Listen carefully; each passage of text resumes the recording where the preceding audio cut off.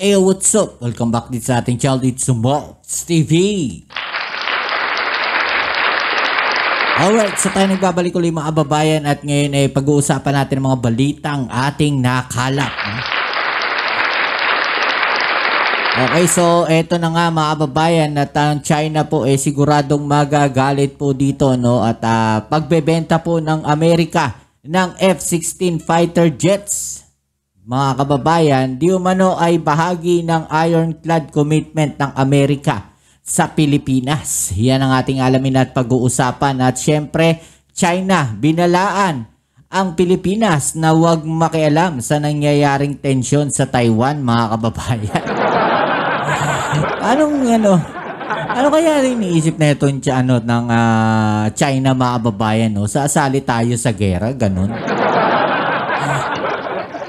Hindi tayo sasali sa gera. Bagkus ang pinaghahandaan kasi ng Pilipinas na kung sakaling, mga kababayan, no, ay ang aatake ang China sa Taiwan, ang pinaghahandaan po ng Pilipinas ay ang contingency plan na paano kukunin yung mga Pilipino na maiipit sa gera doon po sa Taiwan. Parang iba ata yung pagkakaintindi ng China, mga kababayan, no? Okay, so yan ang ating alamin at pag-uusapan. Pero syempre, bago ang lahat, please don't forget to subscribe, like, share, at comment dyan sa comment section. Ano po ba ang pulso ng bayan dito sa ginagawa na to ng ating bansa? I-comment sa ibaba ang inyong mga opinion. At ang ating tanong ngayon, mga kababayan, sang-ayon ba kayo sa pagbili ng mga fighter jets ng ating bansa ng Pilipinas para sa pagpapalakas po ng puwersa ng ating hukbong sandatahan, no, ng ating Philippine Air Force, ng ating defense, no, dito sa ating bansa. I-comment nyo sa ibaba ang inyong mga opinion at atin yung pag-usapan. Alright, so alamin natin ang mga balita, mga kababayan. Let's go. Operation Agency na pagbebenta ng F-16.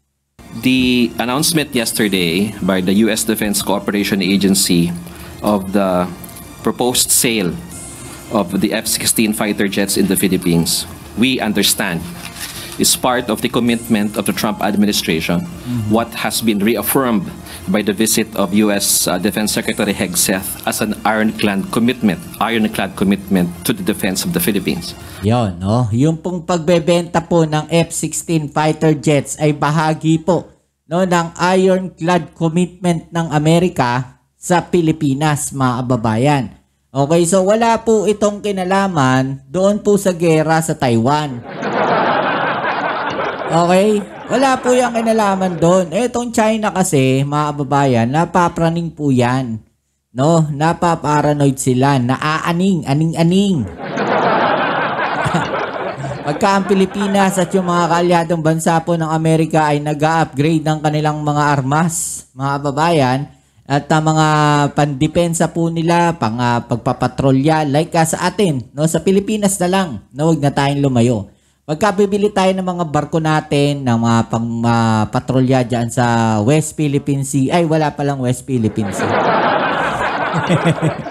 So pagbibili tayo ng mga barko ng Philippine Coast Guard, ng Philippine Navy, bibili tayo ng mga missile launcher, bibili ang Pilipinas ng mga F-16 fighter jets. Diba? Napapraningan China, mga kababayan.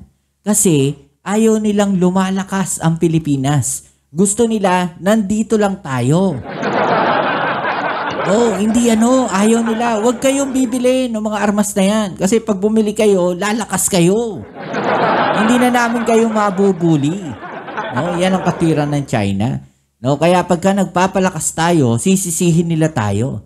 Sasabihin nila, kayo ang gumagawa ng gulo. No, dito sa rehiyon na to. No, kayo yung nag-destabilize ng kapayapaan. No, kayo yung gumugulo, kayo yung sumisira, no, ng kapayapaan dito sa bahagi na to ng Asia. Pero ang katotohanan niyan, mga kababayan, na itinatago at pilit tinatago ng China ay sila talaga, no, ang nagsisimula at sila talaga ang sumisira ng kapayapaan dito sa Pilipinas. Yun lang po yun. Diba? Ganong kasimple yun. At yun ang kinatatakutan ng China. Yun lumakas ang Pilipinas. Diba? Patunay lamang ng pangako ng Estados Unidos sa matatag na alyansa nito sa Pilipinas ang anunsyo ng United States Defense Cooperation Agency na pagbebenta ng F-16 fighter jets. Ayon kay National Security Council Assistant Director General Jonathan Malaya, ang F-16 fighter jet ay pinaka-advanced na 4th generation na fighter jet sa mundo na malaking upgrade sa assets ng bansa. Sa kabila nito, ayon kay ADG Malaya, wala pang natatanggap na official communication ng Department of National Defense mula sa US government ukol dito. Ayon pa sa NSC, walang dapat ikabahala ang China sa dagdag na assets na ito kontra sa paniniwala ng Beijing na ito ay maaaring magbanta sa seguridad sa rehiyon. And we would like to assure the People's Republic of China that the planned procurement of F-16 fighter jets to the Philippine arsenal does not in any way harm the interest of any third party. It is not intended for any nation. It is merely part of the AFP modernization program. Diba? Oh, yun yung sinasabi natin dito, mga babayan. Hindi yan gagamitin, no, para sa China pagka hindi sila manggugulo. So, sinasabi ng China, mga babayan, yan daw pong mga eroplano natin, no, ay magiging banta sa kapayapaan, banta sa seguridad ng rehiyon. No, yan po ay mga kathang isip lamang nila. No, yan po ay mga imagination lamang nila. Imagination na kalaban lamang nila yan. No? Yan kasi yung katitira siguro nito ng mga Chinese, katitira nila ng fentanyl siguro, no? Kaya ganun, no? Tumitira rin sila ng penta-penta, no, mga babae. Kaya kung ano-ano na lang ang nasasabi nila, nag-hallucinate na sila. Ganito rin ang posisyon ni Executive Secretary Lucas Bersamin. That's okay because the details will be worked out still. But that is not for any specific target or state. That is for our defensive post. Diba? Para sa ating defensive posture yan, mga babayan. Hindi sa pag-atake sa mga state. Magagamit yan sa pag-atake kung aatakihin tayo ng China. Diba? Ganun lang kasimple yun. Kung hindi sila manggugulo, mga babayan, hindi nila atakihin ang Pilipinas, hindi gagamitin sa kanila yan. Kung gagamitin nila yan, ng Pilipinas yan, mga aeroplano na yan, mga babayan, yun ay yung punto na inaatake tayo ng China. Diba? Ganun lang kasimple yun, mga babayan. At yung katwiran nila na yan, no? Yan lamang yung nilalagay nila sa isipan ng kanilang mamamayan, mga babayan, para isipin na yung ibang bansa ang gumagawa ng kaguluhan like Pilipinas. No, yung Amerika, no, ang gumagawa ng kaguluhan dito. Ganun lang naman kasi, ganyan yung mindsetting ng mga ano na yan, ng mga komunista na yan. Ganun ang kanilang ginagawa. Magaling silang brainwash, mga babayan, no? Kaugnay naman ng pahayag ni AFP Chief of Staff General Romeo Brawner Jr. na paghahanda sa posibleng pag-atake ng China sa Taiwan. Ayon kay ES Bersamin, matagal na itong pinag-uusapan at walang dapat ika-alarma dito. Hindi bago ito kasi matagal na namin pinag-uusapan yan, ano?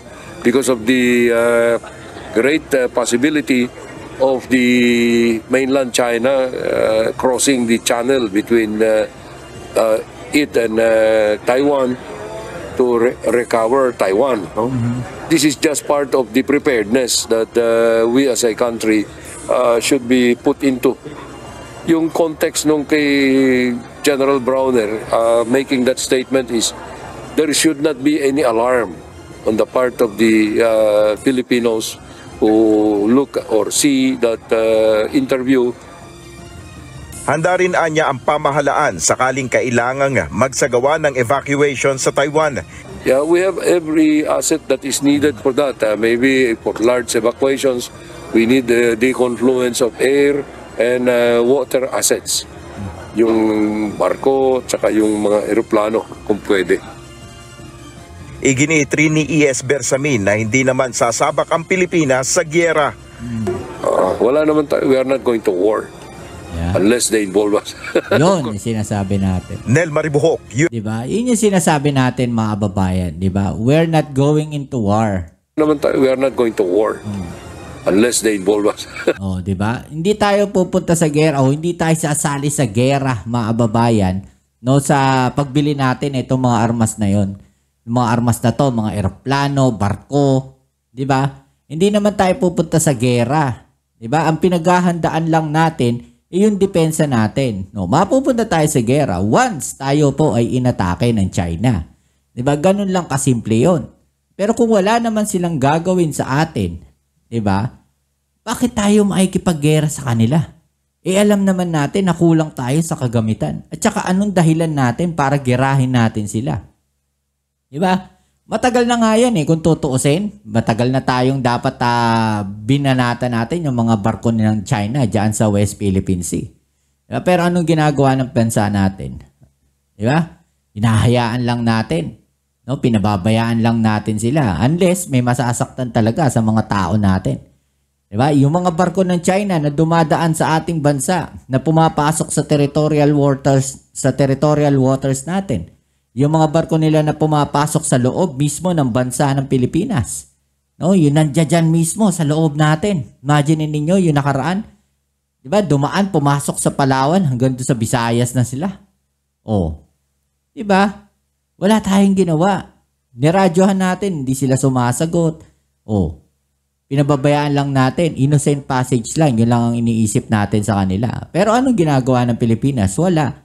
Kasi hindi naman tayo para makipaggera sa kanila Diba? Oh.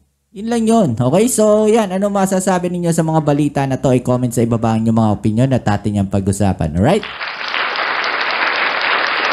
So yan, muli maraming salamat sa lahat ng mga patuloy na kasuporta dito sa ating channel. Kita-kits tayo sa ating next video upload.